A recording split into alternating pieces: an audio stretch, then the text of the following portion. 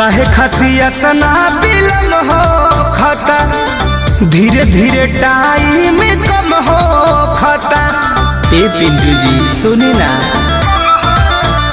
हाँ काहे खातिर इतना विलम्ब हो खता, धीरे धीरे टाइम कम हो खता।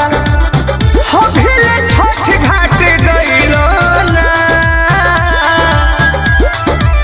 कैसे के और घटिया बलमुआ बेदी रेडी कइलो ना, कैसे के और घटिया बलमुआ अभिले बेदी रेडी कइलो ना।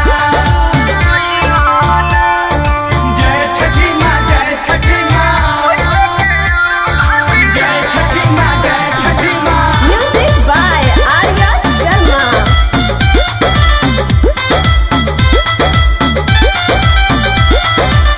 आज मेहनत पूरा दिन चाहे जी, छठ माई के घटिया क्लीन चाहे जी।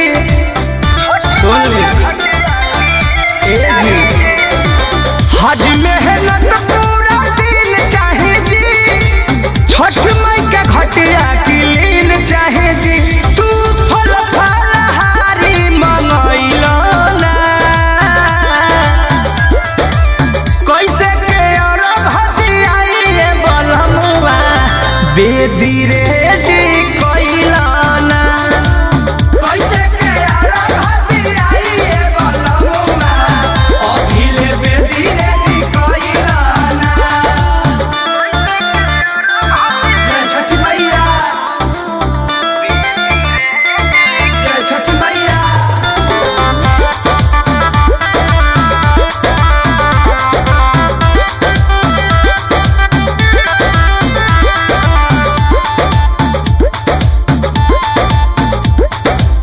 सुसनी सारी भागा बोल चाहे जी, कलश पर नारियल डबल चाहे जी।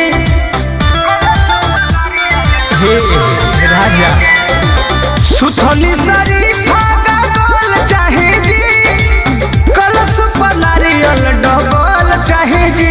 बेदर्दी पर मुठ के अभिले जगइलो ना,